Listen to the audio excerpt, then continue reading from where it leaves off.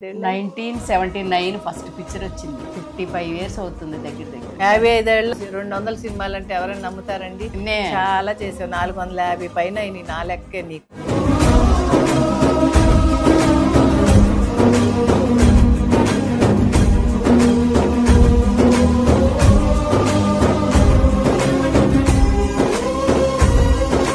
రామారావు గారితో బ్రహ్మంగారి చరిత్రలో రామారావు గారి కూతురు, నా దేశంలో రామారావు గారికి వదిన క్యారెక్టర్, చాణక్య చంద్రగుప్త ఆయనకు వైఫ్ క్యారెక్టర్ లా.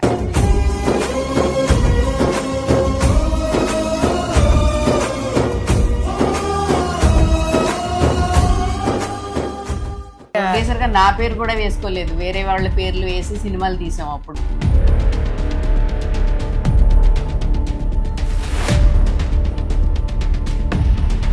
రామారావు గారు నాగేశ్వరరావు గారు యాక్ట్ చేసిన సినిమాలు 25 రోజులు 50 రోజులు ఆడి వెళ్ళిపోతే, చంద్రమోహన్ గారు మురళీమోహన్ గారు యాక్ట్ చేసిన సినిమాలు 100 రోజులు ఆడి. అయ్యో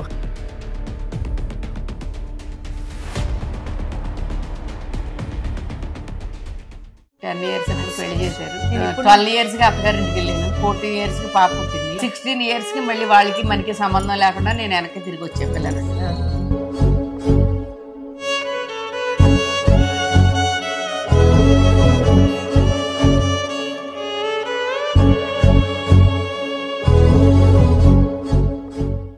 ఈ సిటీ అనేది తెలిసిందే అంటే ఒక పిల్లలు ఉండబట్టి ఇక్కడ మేము అందరం వెనకాలే పడి ఒక్కొక్కళ్ళు వచ్చి ఈ రోజున ఇలా సెటిల్ అయ్యాము అంటే నిజంగా నీ పుణ్యం వెళ్ళాలి.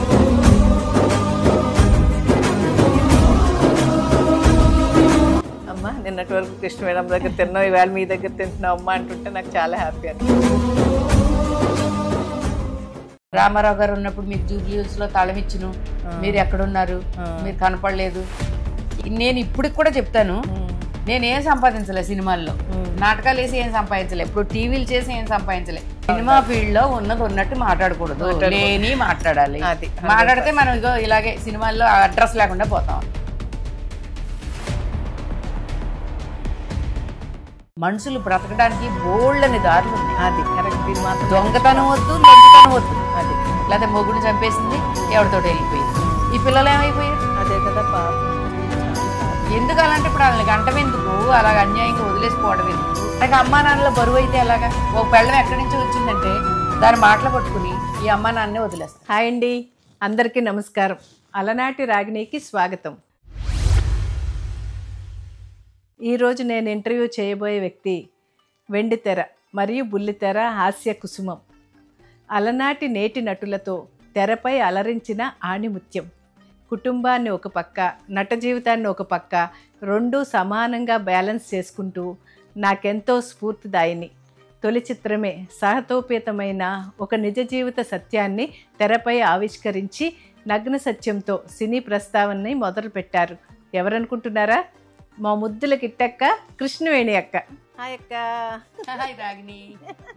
Thank you so much. మా అలనాటి రాగిణి ప్రేక్షకులకి నీ ఇంటర్వ్యూ ఇస్తానన్నావు, కానీ ఒకటే భయం నాకు, నిన్నేం అడగాలి, నీ దగ్గర ఇంకా ఏమున్నాయి తెలుసుకునేవి అని ఆలోచిస్తూ ఉన్నా రాత్రి నుంచి. నువ్వు అడగాల్సినవన్నీ మీ అలనాటి రాగిణి ప్రేక్షకులందరికీ తెలుసునివే, కానీ మరి నా ఛానల్లో కూడా మళ్ళీ ఈ విషయాలన్నీ మళ్ళీ తెలియాలి కదా.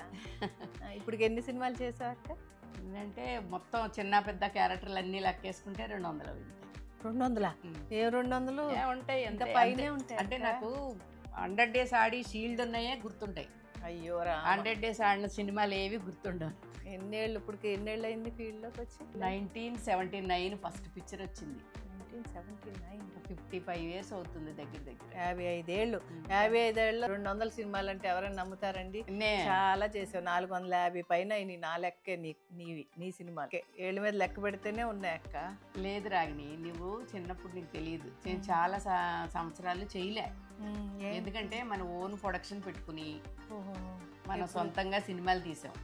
తీసిన టైంలో ఒక 10 years నేను ఫుల్ గా గ్యాపే. ప్రొడ్యూసర్ గానే ఉన్నావు అంతే. అంతే. ఏది ప్రొడ్యూసర్ గా నా పేరు కూడా వేసుకోలేదు, వేరే వాళ్ళ పేర్లు వేసి సినిమాలు తీసాం. అప్పుడు రాజచంద్ర గారు ఉండేవారు డైరెక్టర్ గారు. ఆయన ఉన్నప్పుడు మనం ఆయన డైరెక్షన్ లో మనం సినిమాలు తీసాం. ఎన్ని సినిమాలు తీసారక్క? ధర్మవడ్డీ మామయ్య వాళ్ళు తీసింది, అది కూడా దానికి గ్యాపే నాకు. అయ్యో. తర్వాత ఇల్లాలు వర్దెళ్ళు మన సొంతంగా, అదే సొంతం అంటే అదే వేరే వాళ్ళ పేర్లో తీసిన సినిమా, అది మొత్తం నేనే హ్యాండిల్ చేయాల్సి వచ్చింది. Okay okay. అలాంటి టైంలో నేను చాలా గ్యాప్ తీసుకున్నాను సినిమాల్లో యాక్ట్ చేయడానికి. బయట వాళ్ళు కూడా చేసేదాన్ని కదా అప్పుడు? బయట వాళ్ళు కూడా చేసేదాన్ని కదా, ఎవరే చేసేదాన్ని కదా. ఎందుకు అంత రెస్ట్ తీసుకున్నా? అంటే రెస్ట్ కాదు అది, అంటే మన ప్రొడక్షన్ చూసుకోవడమే సరిపోయింది. అంటే మనకు వచ్చే 10 రూపాయలని బయట వాళ్ళకి పనులు అప్పచెప్పేసి వాళ్ళు 100 రూపాయలు ఖర్చు పెట్టి అలా చేయకుండా మన పని మనం చేసుకుంటే 10 రూపాయలతోనే ఆ పని అయిపోయేది అనమాట. ఓకే. అందుకని మనం వెళ్ళి ఎప్పుడో వేరే సినిమా కోసం పరిగెత్తి మనం వాళ్ళు ఇచ్చే 10 రూపాయల కోసం చూసుకుని మనకు ఉన్న 20 రూపాయలు పోగొట్టుకోవడం ఎందుకు, ఈ పని మనమే చూసుకోవచ్చు కదా అని. ధర్మూటిలో హీరోయిన్ కదా. ఫస్ట్ సినిమా నగ్న సత్యం. ఫస్ట్ సినిమా హీరోయిన్ నగ్న సత్యం, అదే చెప్పాను. అది అందరూ చూసే ఉంటారు. ఆ టైంలో తక్కువ సినిమాలు రిలీజ్ అయ్యాయి కదా, ఇప్పుడులాగా పెద్ద సినిమాలు చిన్న సినిమాలు అలాంటివి ఏమీ లేవు. కుటుంబ కథలతో ఒక మిడిల్ రేంజ్ లో వెళ్తా ఉండే సినిమాలన్నీ కూడా. సంవత్సరానికి ఎన్ని సినిమాలు వచ్చాయంటే అప్పుడు? వచ్చాయి దగ్గర ఒక బాగా అన్ని చిన్నవి పెద్ద అంటే, పెద్ద చిన్న అంటే ఏమీ లేదు. అదే చిన్న అంటే చంద్రమోహన్ గారు, మురళీమోహన్ గారు, అది చిన్న అంట. ఎన్టీ రామారావు గారు, నాగేశ్వరరావు గారు అంటే అది పెద్ద అంటారు. వాళ్ళు పెద్దవాళ్ళు అంటే పెద్ద చిన్న అంటే. సినిమాలన్నీ ఒకటే, కథలన్నీ ఒకటే. కానీ రామారావు గారు, నాగేశ్వరరావు గారు యాక్ట్ చేసిన సినిమాలు 25 రోజులు 50 రోజులు ఆడి వెళ్ళిపోతే, చంద్రమోహన్ గారు, మురళీమోహన్ గారు యాక్ట్ చేసిన సినిమాలు 100 రోజులు ఆడి. అయ్యో, మరి అది చిన్న సినిమా ఎలా అవుతుంది? అదే కదా. కానీ జనాలకి బాగా చూసేవారు అప్పట్లో. ఫ్యామిలీతో వచ్చి చూసే కథలు, అమ్మ నాన్న కుటుంబం. రామారావు గారితో కూడా చేశాను. రామారావు గారితో నేను బ్రహ్మంగారి చరిత్రలో రామారావు గారి కూతురు, నా దేశంలో రామారావు గారికి వదిన క్యారెక్టర్. ఇంకో సినిమా ఏదో చాణక్య చంద్రగుప్త అని ఏదో సినిమా, ఆయనకు వైఫ్ క్యారెక్టర్ లాగా.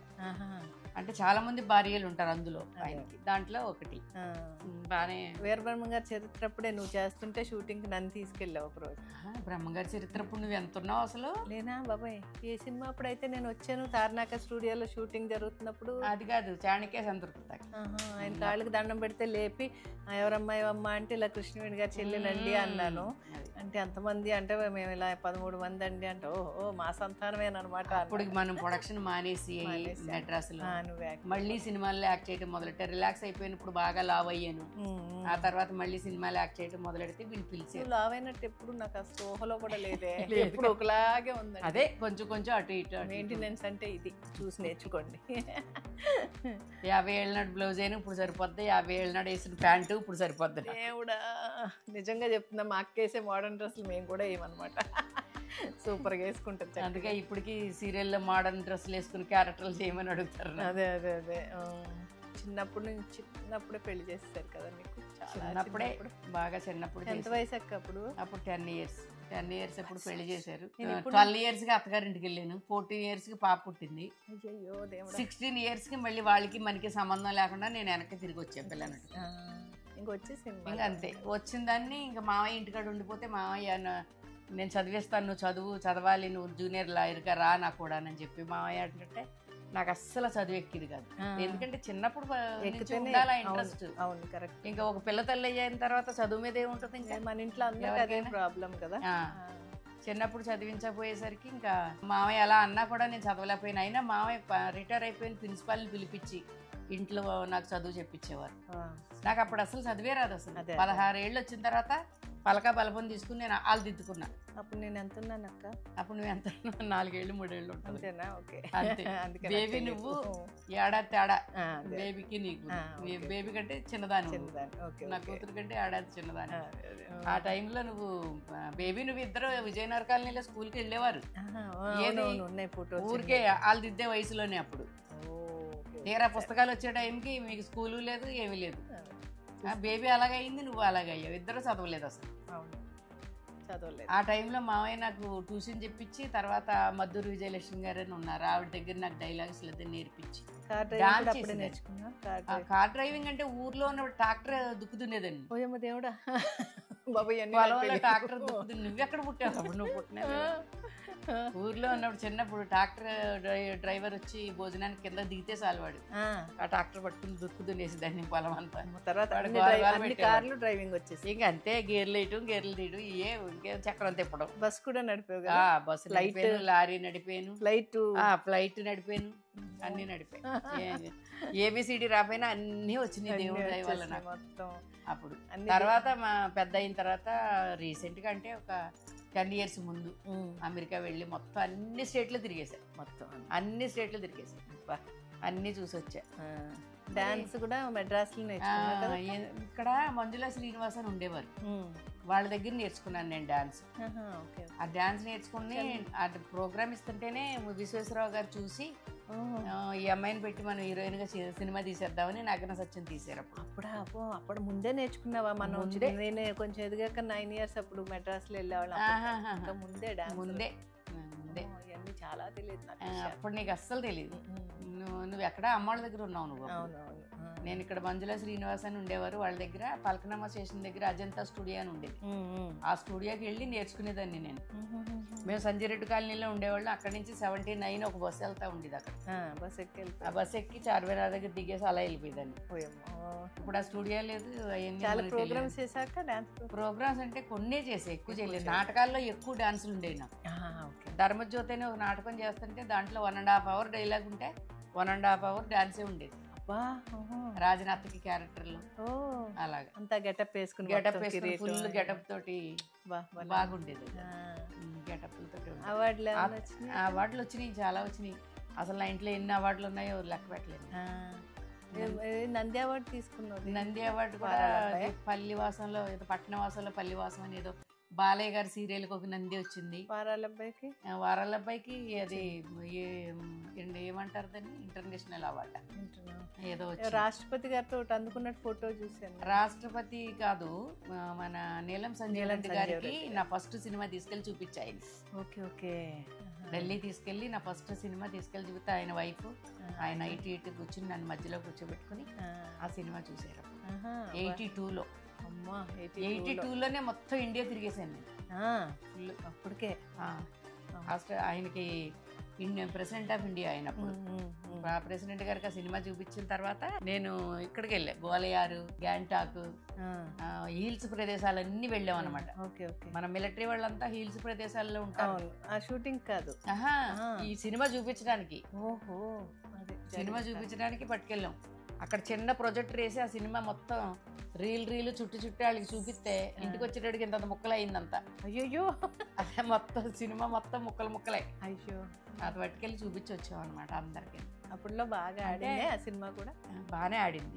అంతా అవార్డులు మూవీ అది. అదే అవార్డు జరిగిన కదా జరిగిన కథ. ఇక్కడ రమిజాబి అని ముస్లిం లేడీ జరిగిన కథ అది.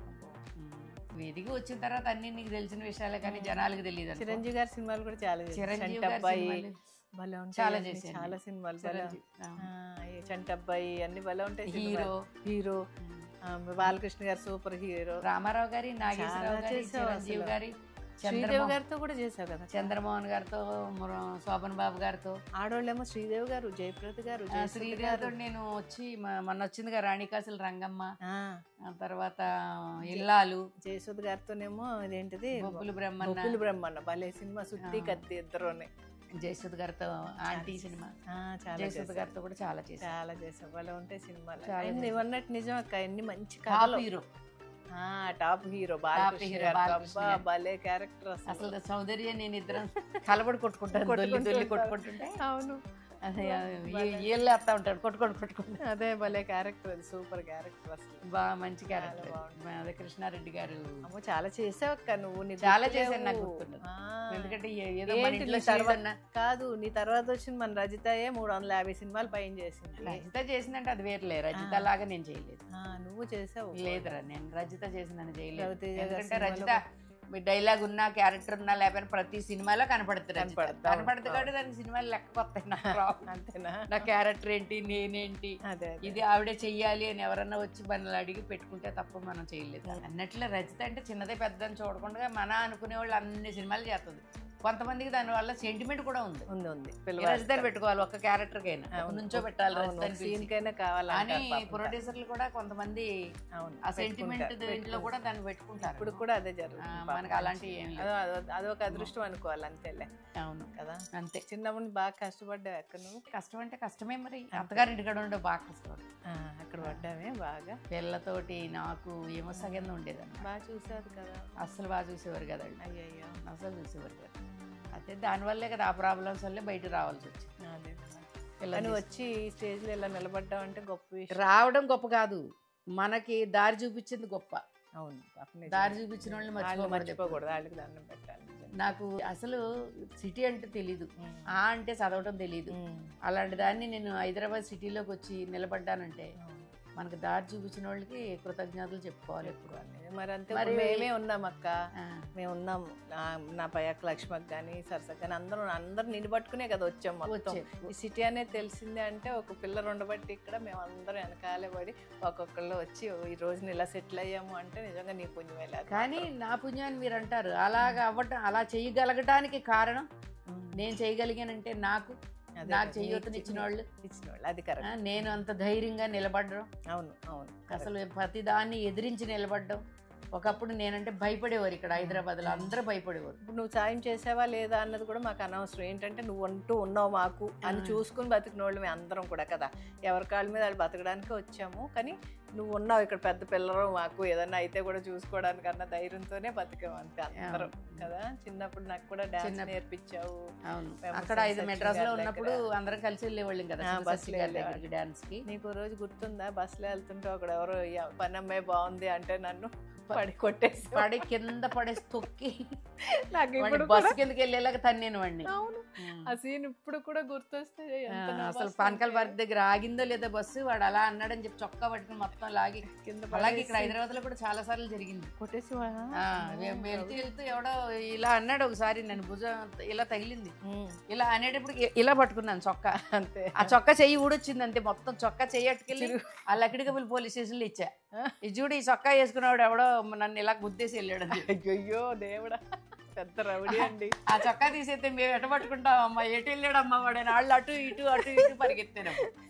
మా అమ్మ అనేదండి నిజంగా, మీ అందరు ఆడపిల్లలు అందరిలోకి పెద్ద రౌడీ ఎవరంటే కృష్ణవేణక్క అనేది. నేను ఒకదాన్ని బయటకు వెళ్తే ఇంటికి వచ్చేదాకా నాన్నగారు అమ్మ కూడా భయపడతా ఉండేవారు, ఎవరిని ఏమో ఇది బాబు నువ్వేమైపోతావు కాదు, ఎవరిని ఎవరేమైపోతారో అని. అదే ఒకసారి అదే చెప్పాను కదా, ఒకసారి గోల్డ్ పోతేనది ఇంటికి వచ్చి గోల్డ్ అని ఎడుతున్నా అమ్మ ఎవరినో చంపేసి వచ్చేసింది.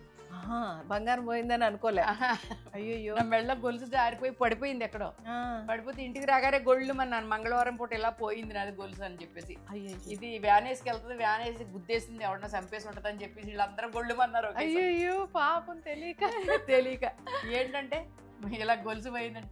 అన్నయ్య అంటాడు, అన్నయ్య వచ్చాడు అప్పుడు, అన్నయ్య అంటాడు గొలుసే కదా పోతే పోయింది, ఎందుకు ఏడుస్తావు అలాగా. అయ్యో అలాగే ఏడుతుండే, మాకు భయం వేసిందే బాబు ఎవరిని చంపేసావు అని. ఇలా అనేవారు. లేరండి, ఆశ్చర్యంగా బతికేవాళ్ళక్క. అలా బతకపోతే ఆ రోజుల్లో నిలబడేదాన్ని. అవును నిజంగా. ఇప్పుడు నీకు ఒక మంచి పేరు ఉంది టీవీలో, తెలుసా? ఏం పేరు చెప్పు. ఏం పేరు? అందరు నిన్ను అనుకుంటూ ఉంటారు, నువ్వు ఉన్నా లేకపోతే నా దగ్గర కూడా తలుస్తూ ఉంటారు. ఏంటది? ఏ లేదు, ఏమో అమ్మ నీలాగే కృష్ణవేణమ్మ ఉన్నా కూడా ఏదో ఒకటి తెచ్చి పెడుతూనే ఉంటారు. కషాయాలు తెచ్చి పెడుతూ ఉంటారు, తాగండి తాగండి అంటూ ఉంటారు. అసలు కరోనా అప్పుడు 2 ప్లాస్కోలు పెట్టుకోలేదని ఇంత ప్లాస్కోలు చెప్పారు అందరు. కెమెరామెన్ ఎంత మంది బాగుపడ్డారని ఆ కషాయం తాగి. నిజంగా అందరికి దగ్గులు, ఇక్కడ గొంతులు అడ్డపడిపోయినట్టు ఉండేది ప్రతి వాళ్ళకి. ఆ పేరు కప్పు తాగరా వేడివేడిగానని చెప్పి గబగబా ఆ లైట్ బాయ్స్ దగ్గర నుంచి అందరికి ఇచ్చేదాన్ని. అందరికి ఇచ్చేదాన్ని చెప్తారు. ఇప్పుడు ఎక్కడికి వెళ్ళినా, ఏ షూటింగ్ వెళ్ళినా, నేను ఏదైనా బిస్కెట్ ప్యాకెట్ తీసిస్తుంటే అమ్మ నిన్నటి వరకు కృష్ణవేణం దగ్గర తిన్నావు, ఈవేళ మీ దగ్గర తింటున్నావు అమ్మ అంటుంటే నాకు చాలా హ్యాపీ అని. కానీ కష్టం అనేది అందరిదే ఒకటే కదా. అంతే కదా, మనం చేయడానికి భగవంతుడు మనకు ఆస్కారం ఇచ్చాడు, చెయ్యాలి. కరెక్ట్. ఎప్పుడైనా సరే రేపు అనేది ఎప్పుడు పెట్టుకోకూడదు. ఈ రోజు చేసేయాలంతే, అనుకున్నది అనుకున్న టైంలో చేసేయాలి. అంతే అంతే. చేయలేకపోతే ఇంక చేయలేము మనం. అవును, రేపు ఎట్టుంటామో తెలియదు. అవును, నెక్స్ట్ నిమిషం తెలియని మనుషులు. ఇంత దూరం లాక్కొచ్చాడంటే నేను ఒకసారి అలా కళ్ళు మూసుకుని పడుకుని ఆలోచిస్తాను, ఎక్కడి నుంచి వచ్చాం, ఎక్కడ దాకా ఉన్నాం. అందరూ అంటారు, రామారావు గారు ఉన్నప్పుడు మీకు జూబ్లీ హిల్స్ లో తాళం ఇచ్చును, మీరు ఎక్కడున్నారు, మీరు కనపడలేదు. ఇక్కడ దేవుడు రాసేసి భూమి మీద వేసాడు మనల్ని. అది మనకి ఎంత దక్కాలో అంతే దక్కుతుంది కరెక్ట్. మనకి. నేను ఇప్పటికి కూడా చెప్తాను, నేనేం సంపాదించలే సినిమాల్లో, నాటకాలు వేసి ఏం సంపాదించలే, ఇప్పుడు టీవీలు చేసి ఏం సంపాదించలే. సంపాదించింది నా కార్కి, నా ఇంటికి, నా తినటానికి, నా స్టెంట్లకి ఖర్చులు సరిపోతుంది అంతే. నేను సంపాదించింది ఏంటో తెలుసా? 10 రూపాయలు సంపాదించానంటే భూమి మీదే అంతే. ఈ భూదేవిని ఇగో ఇక్కడ అమ్మాను, అక్కడ కొన్నాను, అక్కడ అమ్మాను, అక్కడ కొన్నాను. దాంట్లోనే లక్షల్లో మిగిలి ఈవేళ ఏదో 1-2 కోట్ల ఆస్తి మీ ఉంది అంటే కృష్ణవేణికి అదే ఇంకా భూదేవి ఇచ్చిందే తప్పితే మనం ఏమి సంపాదించింది పట్టుకెళ్ళి దాని మీద ఏం పెట్టలే. ఎవరికైనా ఇప్పుడు మనం బయట వాళ్ళకైనా చెప్పేది, ఏదైనా 1 రూపాయి ఉంటే భూమి మీద వేసుకోండి. అవును, అదే కదా. బంగారం మీద వేసుకోండి. భూదేవి నా మెళ్ళ బంగారం ఉండబట్టే కదా నేను ఆనాడు కొన్న భూమి మీద ఈ రోజు ఒక ఇల్లు కట్టగలిగాను బంగారం అమ్మి. శ్రావణ్ బాబు గారు, మురళీమోహన్ గారు అదే చెప్తారు కదా, మనం దేని మీద వేసినా రాదురా. ఇప్పుడు తళం మీద వేసామంటే తళం మంది అంతే, ఇంకెవరో ఏం పట్టుకెళ్ళలేరు. దీని మీద పెరగనే తరగనే అది మంది అని ఒక ధైర్యం ఉంటుంది. అవును, కరెక్ట్. లేదు ఎవరికన్నా అప్పిస్తే ఎంతమంది తినేసారు నా సొమ్ము? బోల్డ్ మంది తీసేసుకుని ఇంకా అసలు వడ్డీ లేదు, అసలు లేదు, ఏమీ లేదు. బోల్డ్ మంది ఉన్నారు, మొత్తం తినేసిన వాళ్ళు బోల్డ్ మంది ఉన్నారు. సినిమా ఫీల్డ్ లో హీరోలు ఎవరైనా నీకు ఐ లవ్ యూ చెప్పారా? చెప్పలేదు, కానీ భయపడేవారు నాకు కొంచెం చెప్పడానికి. కొంచెం నా ఇంట్రడక్షన్ అలాంటిది కదా, అదే కాదు ఇంట్రడక్షన్ అలాంటిది. అంటే పాండురంగారావు మావయ్య అందరికీ తెలుసు మొత్తం ఇండస్ట్రీలో. అది విశ్వేశ్వరరావు గారు నన్ను ఇంట్రడ్యూస్ చేశారు. గబుక్కుని నేను ఏంటంటే ఏదైనా ఏంట్రా అది అలా చేస్తాం ఏంటి అనేదాన్ని. గబుక్కుని ఎవరిని ఇలా అన్నాడు అనుకో, ఎవరన్నా ఏయ్ ఏంటి సంగతి కన్ను కొడతారు ఎవరికి అనేదాన్ని. ఇంక వాడికి ఎక్కడ కారిపోతుంది, చెమటలు వాడికి. ఇంకేం కన్ను కొడతాడు, కాలు పడతాడు వాడు. అమ్మో ఈవిడ చూడకూడదు, ఈవిడ దగ్గర నుంచోకూడదు, జాగ్రత్తగా ఉండాలి. దెబ్బలాడతానేమో ఏదైనా ఉన్నదో ఉన్నట్టు మాట్లాడతాను. నేను రామానాయుడు గారు లాంటి పక్కన కుర్చీ వేసి కూర్చుంటే కుర్చీ పెట్టుకుని వెళ్ళిపోయి పక్కన కూర్చున్నాడు అక్కడ అంత దూరం. అయ్యో అంత పెద్ద ప్రొడ్యూసర్ ఆయన. అదే కదా భయం. నీకు భయం అంటే ఏమో ఉన్నది ఉన్నట్టు అనకూడదు ఫీల్డ్ లో, అంతే అంతే దాచుకుని చెప్తా. సినిమా ఫీల్డ్ లో ఉన్నది ఉన్నట్టు మాట్లాడకూడదు, లేని మాట్లాడాలి. అది వాళ్ళు ఏమనుకుంటున్నారో వాళ్ళు దారిలో అలా నడవాలి. మనకు తెలిసి మాట్లాడకూడదు. మాట్లాడితే మనం ఇగో ఇలాగే సినిమాల్లో అడ్రస్ లేకుండా పోతాం. నేను ఇప్పుడు 2 ఏళ్ళు అయింది భద్రా తర్వాత సినిమా చేయలేదు. అవును, ఎందుకని కారణం ఇది. పైగా ఇప్పుడు వచ్చిన డైరెక్టర్లు ఎవరో తెలియదు. పెద్ద రాజమౌళి గారు కూడా నాకు తెలియదు. అదే కదా, ఆయన తీసాడా సినిమా ఆయన ఎవరు అంటాను నేను. అదే మరి. అవును, ఒకప్పుడు ఏమైందంటే ఒక జర్నలిస్ట్ ఒక ఆవిడ కూర్చుంది నా పక్కనే, మొరటోడు నా మొగుడు. మీనానే రాజశేఖర్ యాక్ట్ చేశారు. రాజశేఖర్ బొయ్యికలు అట్టుకునేట్టు కొరుకు తింటాను ఆ సినిమా. అది దానికి కోదండరామరెడ్డి గారు డైరెక్షన్. మేమందరం ప్రసాద్ స్టూడియోలో ఇలా కూర్చున్నాం. ఆవిడ వచ్చి కూర్చుంది, రాజేశ్వరి అని ఆవిడ కూర్చుని అందరూ వచ్చి లేచి నుంచున్నారు గబగబా. ఆయన ఏంటో ఒక కాషాయ వస్త్రాలాగా వేసుకుని నడిచొస్తా ఉన్నాడు. ఆయన వెనకాల 10 మంది వస్తున్నారు. వీళ్ళందరూ లేచి నుంచున్నారు. ఏంది అందరు లేచి నుంచున్నారు, స్వామివారిలో ఉన్నాడు వస్తున్నాడు అనుకోండి. ఆయన ఇలా పాస్ అయ్యి వెళ్ళిపోయిన తర్వాత ఏంటంటే అందరు లేచి నుంచున్నారు. ఆయన ఎవరా అని, మేడం మీరు అసలు ఏంటి ఎక్కడున్నారు, మీరు సినిమా ఫీల్డ్లో ఉన్నారా? ఆయన ఎవరని అడుగుతారు. ఆయన కోదండరామరెడ్డి గారండి, ఆయన డైరెక్షన్ ఈ సినిమాకి. ఓకే ఓకే, వామ్మో ఆ సినిమాలో నేను యాక్ట్ చేస్తున్నా. అదే మరి అలా వామ్మో నాకు తెలియదు తల్లి. అయితేనే సరే ఈసారి మాట్లాడదాం వాళ్ళ దగ్గరికి వస్తేనని. ఇంకా పూజగాడికి వెళ్ళిన తర్వాత నేను పూజగాడికి వెళ్ళి నమస్కారం అన్నాను. అప్పుడు బాగున్నా అమ్మా అన్నాడు. ఆయనకి నేను తెలుసు, నాకు ఆయన తెలియదు. అదే కదా, అప్పుడు కొన్ని పిక్చర్లు కూడా వచ్చినాయి కదా. అవునవును అవును. అలా నువ్వు అమెరికా వెళ్ళావు కదా ఒకసారి చాలా సార్లు కాదు, ఒకసారి వెళ్ళిపోయి 1 సంవత్సరం 2 సంవత్సరాలు ఉండిపోయి అక్కడ ఎవరికో సేవ చేస్తూ. అయితే మా అమ్మగారి కోసం డాక్టర్స్ వాళ్ళు మొగుడు పెళ్ళం డాక్టర్లు. తర్వాత ఆవిడ మన ఏసురాజు నగర్ ఉంది కదా, ఏసురావు నగర్. ఏసురావు నగర్లో ఏసురావు గారు అన్న భార్య ఆవిడ. 95 ఏళ్ళు ఆవిడకి. ఆవిడ చూసుకోవడానికి వెళ్ళాను నేను. ఆవిడకి ఆవిడే నేర్పించింది నాకు, అన్ని శ్లోకాలు నేర్పించింది, దేవుడి శ్లోకాలన్నీ. అమ్మా కృష్ణ సంచిలా పట్టరా అనేది, పిల్లలు స్కూల్ సంచిలాగా ఓ సంచి నిండా దేవుడి బుక్లు ఆవిడకి. శుభ్రంగా ఇద్దరం స్నానం చేసుకునే వాళ్ళం తినేసి ఇలా కూర్చుంటే అట్రా వెళ్ళి నీకు చెప్తాను నేను అని చెప్పి. ఎన్ని సంవత్సరాలు నాకు ఉన్నా 6 నెలలు ఉన్నాను అంతే. సంవత్సరాలు ఎక్కడ ఉంటాం, సంవత్సరాలు 6 మంత్లు వెళ్దాం మళ్ళీ రావడం, మళ్ళీ 1 మంత్ మళ్ళీ వెళ్ళడం, 6 మంత్ ఉండడం అలా. ఓకే, ఇప్పుడు ఏమన్నా ఉన్నాయి సినిమాలు? ఏం లేవు ఇప్పుడు సినిమాలు ఏం లేవు. సీరియల్ ఏదో ఇప్పుడు ఏదో మొదలవుతుంది మళ్ళీ కొత్తదా, ఈటీవీ కొత్తది అదే జమునికి. ఇప్పటి వరకు చేసిన సీరియల్ చాలా ఉన్నాయి, చాలా ఒక్క పేరు సత్యభామ మొన్న బంద్ చేశారు, అది వంట లెక్క బంద్ చేశారు, రాధా మనోహరం బంద్ చేశారు, అది బంద్ అయ్యి ఒక నెల 15 రోజులు 2 నెలలు అవుతుంది, జూన్ లో అనుకుంటా బంద్ చేశారు. జూన్ ఎండ్ లో బంద్. కొత్త సీరియల్ ఒకటి కంప్లీట్. ఇప్పుడు కొత్త సీరియల్ ఒకటే ఈ 25వ తారీఖు నుంచి మొదలవుతుంది. ఇప్పటికీ ఇంకా నన్ను యాక్ట్ చేయమని అడిగేవాళ్ళు ఉన్నారంటే గ్రేటే. మరి నాకు ఇప్పుడు 69 వచ్చినాయి, ఇప్పుడు 69 జరుగుతుంది. నాకు సినిమాల రాజ్యం అంతా అయిపోయింది, ఇప్పుడు సినిమాల రాజ్యం అయిపోయింది. అంటే రిలాక్స్ అవుదామంటే అసలు రిలాక్స్ అంటే ఏంటి అందరూ అంటారు, ఎందుకమ్మా మీకు ఇంకా ఇన్నాళ్ళు కష్టపడ్డారు. నేను కూడా అంటాను, హాయిగా ఇల్లు కట్టుకున్నా, ఇంట్లో కూర్చుని అమ్మాయిని పెట్టుకుని తినక్క వండించు ఏం కూర్చుంటావు అసలు. అదే ఒక్కరోజు నేను పని లేదు అంటే అన్నదన్నాను, ఆకలే ఇదిరా. అయ్యో చూసారా, ఏదో పని చేయాలి, పని చేయకపోతే అసలు ఆకలి కూడా ఏదైనా. అలాంటప్పుడు ఎలా ఇంట్లో కూర్చుంటాం మనం. నేనేమనుకునేదాన్ని అంటే ఒక రోజు కష్టపడి పని చేస్తే 10 మందికి అన్నం పెట్టవచ్చు, మనం ఎందుకు కూర్చోవాలి. పని వచ్చినప్పుడు వద్దని అనకూడదు, చెయ్యాలి. ఇది కష్టం కాదు, ఒక రోజు కష్టపడితే 2వ రోజు రెస్ట్ తీసుకోవచ్చు. ఖాళీ చేయాడినంత సేపు మనకు ఓపుకున్నంత సేపు పని చేసుకుని బతకడమే మైండ్ రిలాక్స్ ఉంటుంది. ఎవరికైనా మనం ఏదైనా చేయగలుగుతాం. అవును, అది మాత్రం. ఇప్పుడు ఓహో ఇదిగో వీళ్ళకి ఎవరికి చేసాడు, వీళ్ళకి చేసావు, వాళ్ళకి చేసావు అని చెప్పక్కర్లే. అదే అమ్మ అనేవాళ్ళు ఆకలితో ఉన్న వాళ్ళకి ఎప్పుడు పెడతాము, ఎలా పెడతాము, అది మన మనసాక్షి తెలవాలి, మనకు తెలుసా, దేవుడికి తెలుసు. అది అంతే. అలాగే చేసుకుంటూ మనం ఎప్పుడు కూర్చోకూడదు. అసలు ఆర్టిస్ట్ అనేవాళ్ళు ఒక్కసారి మేకప్ వేసుకుని అందులో దిగిన తర్వాత కూర్చోలేము అని అనుకోకూడదు, కూర్చోగలుగుతాం. అదే ఎందుకు కూర్చోవాలి, అదే కదా, ఓపుకుంది కదా. కరెక్ట్, కూర్చోకూడదు అసలు. ఏదొస్తే ఏ పని వస్తే ఆ పని. ఇప్పుడు నువ్వు చూడు, ఏ చిన్న పని అయినా పెద్ద పని అయినా ఎవరైనా పిలిచారంటే వెళ్ళిపోతాను అంతే. డబ్బుల గురించి చూడవు కదా, ఏదో ఒకటి మైండ్ కి వచ్చేటప్పుడు వస్తాయి డబ్బులు, అంతే. రానప్పుడు రావు, కూర్చొని ఉండకూడదు కదా అని అనేవారు కదా. ఎక్కడ స్టేజ్ ప్రోగ్రామ్ 3000కి వెళ్తే కూడా ఒళ్ళు దాచుకోదు, రాగిని డాన్స్ చేయమంటే చేసేద్దే, స్కిట్ చేయమంటే చేసేద్దే. చేతనైంది నలుగురికి చూపించుకోవాలి, మనం చేసుకోవాలి, నేర్చుకోవాలి. వాళ్ళకి కూడా ఏంటంటే బయట జనాలకి కూడా అమ్మా ఏదో కష్టం వచ్చిందని ఆత్మహత్యలు చేసుకోవడం, లేకపోతే ఏదో బెంగలు పెట్టుకుని ఇంట్లో కుళ్ళి కుసించిపోవడం, అది కాదు.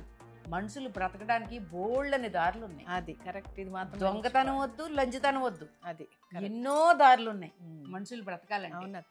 ఏ పని చేసుకున్నా బ్రతకొచ్చు. ఈ రోజున ఈ గ్రేట్ కృష్ణవేణి ఉందే, ఎవరి దగ్గరైనా డ్రైవర్ గా ఉండమన్నా కూడా ఉంటాను. కారణం ఏంటంటే ఏదో పని, అంతే అంతే. కష్టపడిందా కష్టపడాలి. నీకేం చేస్తావు, నువ్వు మిషన్ కొడుతూ వచ్చా, నేర్చుకుని చేసుకోవచ్చు. లేదు ఎవరింట్లో పని చేయగలదువా, చేసుకో నీ పని. అదేంటిది నామర్ద లేదు, మనకు లేదని చెప్పుకోవడంలో నామర్ద లేదు, మనం పని చేయడంలో నామర్ద లేదు. కాదా, ఇప్పుడు అందరూ కూడా ఎలా అయిపోయిందంటే జనరేషన్కి, ఇప్పుడు జనరేషన్కి ఆవిడ చెప్పేది అర్థం చేసుకోండి అంతే. ఏం లేదు, జీవితం అనేది చాలా విలువైంది, ఇంకో జన్మ లేదు మనకి, అంతే. ఇప్పుడు ఈ జన్మలో ఇలా మనిషిలా పుట్టాము, దాన్ని సాధకం చేసుకోండి, కష్టపడండి, మంచి పేరు తెచ్చుకోండి. మనకి ఓపిక ఇచ్చినంత వరకు మనం చేసే పని. ఏంటి విచిత్రంగా ఈ మధ్య కాలంలో చూసేయన్ని ఎలా ఉన్నాయంటే, 2 పిల్లల్ని చంపేశారు, మొగుడు పెళ్ళని చచ్చిపోయారు. మొగుడిని చంపేసి ఆ పెళ్ళం ఇంకొకరితో వెళ్ళిపోయింది. ఏంది అసలు నాకు అర్థమే కాదు అసలు. ఎన్ని చూస్తున్నామంటే ఏది 9 ఏళ్ళు 10 ఏళ్ళు పిల్లల్ని చంపేసుకోవడమా అసలు. 9 ఏళ్ళు 10 ఏళ్ళు పిల్లలు వాళ్ళు నాయన నేను మీకు కడుపు పెట్టలేనరా అంటే ఎవరింటికైనా పని చేసుకుని అయినా సరే బతికేస్తారు వాళ్ళు. పాపం అది చాలా. 9 ఏళ్ళు 10 ఏళ్ళు వచ్చిన పిల్లల్ని కూడా చంపేస్తున్నారు వాళ్ళు. ఇవన్నీ రాష్ట్రంలో భూమి మీద జరిగే మనకు తెలిసేది కాదక్క. ఇప్పుడు ఇన్స్టాలు ఈ వాట్సాప్ లైన్ వచ్చేసాక బాగా అందరూ వీడియోలు తీసి పెట్టడం ఎక్కువైపోయింది. ఇది ఇంకొకటి కూడా ఆశ ఎక్కువ మనిషికి. అంత ఆశకు పోకూడదు. అసలు నువ్వు ఎక్కడి నుంచి వచ్చావు అనేది మర్చిపోకుండా ఉంటే ముందు అది నీకు అంత ఆశ ఉండదు. ఏమీ లేని దగ్గర నుంచి గంజి పోసుకుని అన్నం తినే కాడి నుంచి వచ్చి ఈవేళ పెంకుటింట్లోనో ఒక బిల్డింగ్ లోనో ఒక రూమ్ లో నువ్వు ఉన్నావంటే ఎంత గొప్ప. అది గుర్తుపెట్టుకోవాలి ప్రతి మనిషి. మనం ఏమన్నా చేసి బ్రతకగలదు అనేది మాత్రం గుర్తుపెట్టుకోవాలి ఏ మనిషి అయినా సరే. కానీ ఈ సావులు ఇది కరెక్ట్ కాదు. చాలా మంది ఈ మధ్యకాలంలో ఏ రాష్ట్రంలో ఎక్కడ చూసినా ఏదో ఒక ఊర్లో, నేను TV9 పెట్టుకుని రోజు చూస్తూ ఉంటాను. ఆ TV9లో చెప్పేది ఏంటంటే ఆ ఊర్లో 2 పిల్లల్ని చంపేశారు, మొగుడు పిల్ల ఆత్మహత్య, లేకపోతే మొగుడిని చంపేసింది ఎవరితో వెళ్ళిపోయింది. ఈ పిల్లలు ఏమైపోయారు? అదే కదా పాపం, చాలా దారుణం. ఎందుకు అలాంటి ఇప్పుడు వాళ్ళని గంటం ఎందుకు, అలాగ అన్యాయంగా వదిలేసిపోవడం ఎందుకు?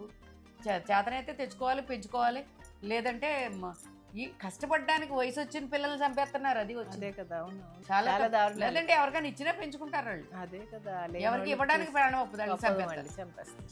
చాలా దారుణాలు. అమ్మో, ఇంకో జన్మ ఎవరైనా సరే తెలుసుకోవాలి. అమ్మని నాన్ని కూడా అందరూ బాగా చూసుకోవాలి. నిజంగా వాళ్ళే కదా మనకు జన్మనిచ్చింది. వాళ్ళంటూ అమ్మ నాన్న చూసుకోవడం అనేది అసలు ఎప్పుడో పోయింది. అంతా రోడ్డు మీద కూర్చోబెట్టేసి వెళ్ళిపోవడం. మనం ఎక్కడున్నాం అసలు? రోడ్డు మీద కూర్చోబెట్టేసి ఇప్పుడే వస్తానని పోవడం, లేకపోతే ఎక్కడో అనాథాశ్రమం గుమ్మం ముందు వదిలేసి వెళ్ళిపోవడం. అన్ని ఇంటే ఒకసారి ఒళ్ళు. అది కాదు అసలు నాకు ఒక్కటి అర్థం కాదు ఎప్పటికీ, మనం ఎక్కడి నుంచి వచ్చాం? అమ్మా నాన్న దగ్గర నుంచే కదా వచ్చాం.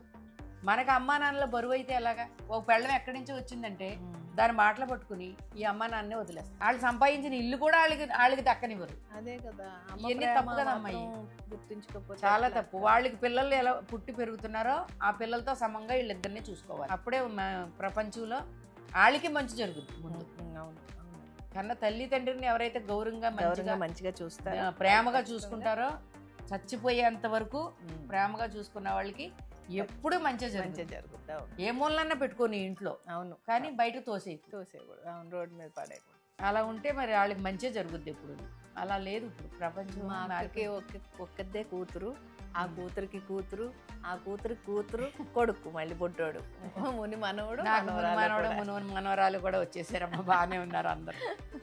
చాలా హ్యాపీగా అనిపిస్తుంది మీ ఫ్యామిలీని చూస్తే. చక్కగా అందరం కొంచెం అక్క చెల్లెళ్ళగా ఇలా మెట్టుగా ఉంటాం. నా కూతురు నేను అక్క చెల్లెళ్ళగా, మళ్ళీ నా కూతురు అక్క చెల్లెళ్ళగా, నా మనవరాలు ముని మనవరాలు అక్క చెల్లెళ్ళగా అలా ఉంటారు. అలా ఉండాలి. సరదాగా. థ్యాంక్ యూ అక్క, థ్యాంక్ యూ సో మచ్. మంచి మంచి మాటలు చెప్పావు నా అలనాటి రాగిణి ప్రేక్షకులకి. ఊరికే అంటే ఏం లేదు, అందరికీ తెలుసు నీవు ఇంటర్వ్యూలు, కానీ నాకేంటి నా ఛానల్లో నిన్ను చూపించలేకపోయాను అని ఒక బాధ ఉండేది. వాళ్ళకి తీరిపోయింది. విన్నారు కదా మా అక్క మనసులో మాటలన్నీ కూడాను. మీరు అందరూ కూడా ఫాలో అవ్వండి తప్పకుండా. మనకిచ్చింది జీవితం, చాలా విలువైంది. ఆ దేవుడు మనకి జన్మని ఇచ్చాడు. ఆ జీవితాన్ని నిలబెట్టుకోవాలి అంటే మనం కొంచెం కష్టపడాలి. ఎందుకంటే మనం చేసే పనే కరెక్ట్గా చేస్తున్నామా లేదా అనేది ఆలోచిస్తే చాలు. మీరు చేసే తప్ప రైట్ అని తెలిసిపోతుంది. అమ్మని నాన్ని బాగా చూసుకోండి. కష్టం నేను ఎప్పుడు కోరుకుంటాను అందరికీ. కష్టం వచ్చినప్పుడు ప్రపంచంలోకి వెళితే మనిషి ప్రపంచంలో ఎవరు ఏ కష్టాల్లో బ్రతుకుతున్నారు, మనకి ఎవరెవరు సాయం చేయగలుగుతారు అనేది మీకు అర్థమవుతుంది. అసలు కష్టం వచ్చినప్పుడు బయటికి వెళ్ళకుండా లోపల మీకు మీరే ఆలోచించుకుని, మీకు మీరే నిర్ణయం చేసుకుని, మీ ఇంట్లో మీరే ఆత్మహత్యలు చేసేసుకుంటే ఎవరు సాయం చేస్తారు? ఎలా తెలుస్తుంది? బయటికి వెళ్ళాలి. బయట బోల్డ్ రకాలుగా సాయం చేసేవాళ్ళు ఉన్నారు, బోల్డ్ రకాల పనులు ఇచ్చేవాళ్ళు ఉన్నారు. ఏదో ఒక పని చేసుకుని మనకు నామర్దాన్ అనే మాటను పక్కన పెట్టేయాలి కష్టం వచ్చినప్పుడు. అంతే, నామర్ధ అనే మాటను పక్కన పెట్టాలి, సిగ్గు అనే మాటను పక్కన పెట్టాలి. మనం బ్రతకాలి అనే ఒక గట్టి సంకల్పాన్ని పట్టుకుని ముందుకు వెళ్తూ ఉండాలి. ఇంకొక విషయం, మన ఇంట్లో ఎంత పెద్ద కుటుంబం కదా, ఆడపిల్లలు ఎంతమంది, మగ పిల్లలు ఎంతమంది. మేము నిన్ను ఎప్పుడైనా ఎవరైనా ఇసుకించి చిరాకు తెప్పించారా? అస్సలు నన్ను ఎవ్వరూ ఇసుకించలేదు. ఎవరైనా ఏదైనా కొంచెం పొరపాటు, వాళ్ళకి తెలియకుండా ఏదైనా తప్పు చేస్తే ఏంటిది అని ఇలా చూస్తే చాలు, వాళ్ళు భయపడిపోయి అది సరి చేసుకునేదాకా ఊరుకునేవారు కదా వాళ్ళు. ఎప్పుడు మా నాన్నగారు కూడా అసలు నా కన్న తండ్రి అది ఎప్పుడు తప్పు చేయదే, దాన్ని ఏమన్నా అన్నారంటే ఊరుకోను. మా అమ్మ ఏదన్నా అంటే చూడండి అది ఏమంటుందో అంటే అంటదే, అదేం తప్పు చేసింది, అది కరెక్టే కదా అది అనే మాట అనేవారే తప్ప ఎప్పుడు అనలేదు. మా నాన్నగారు కూడా గట్టిగా ఎప్పుడు గదిమేరగారు. నన్ను అంత ప్రేమగా చూసుకున్నారు ఇంట్లో. ఒక విషయం అక్కడ నాకు అర్థం కాదు, మన అమ్మ 13 మంది పిల్లలు కానీ ఎవరిని కొట్టినట్టు చూడలేదు. అసలు కొట్టలే, ఎప్పుడు కొట్టలేదండి. కొట్టలే. అమ్మ కళ్ళతోటి బెదిరించేదిట్ట. ఏంటి అంటే చాలు దద్దలాడేవారు చిన్న పిల్లలు. ఎలా ఉండేవారు? వరుసగా 13 మంది పిల్లలు వరుసగా, వాళ్ళకి తలకి స్నానాలు చేయించేటప్పుడు వరుసగా కూర్చోబెట్టి చేపించేది. చాలా బాగుంది. నాకు కూడా చాలా సంతోషంగా ఉందమ్మా మీ అందరినీ కలవటం. అలనాటి రాగిణిని మీరు ఇలాగే ఆదరిస్తూ, మీరు అలనాటి రాగిణికి సపోర్ట్గా నిలవండి అందరూ. అప్పుడప్పుడు నేను కూడా మీతో వచ్చి కలుస్తాను. Thank you. ఇలాగే అలనాటి రాగిణిని ఆదరిస్తూ అభిమానిస్తూ ఉండాలని మనస్ఫూర్తిగా కోరుకుంటున్నాను. లైక్ చేయండి, షేర్ చేయండి, సబ్స్క్రైబ్ చేయండి, గంట కొట్టండి. నమస్కారం. అలనాటి రాగిణి అనక్క, అలనాటి రాగిణి. ఎస్, ఇదిగో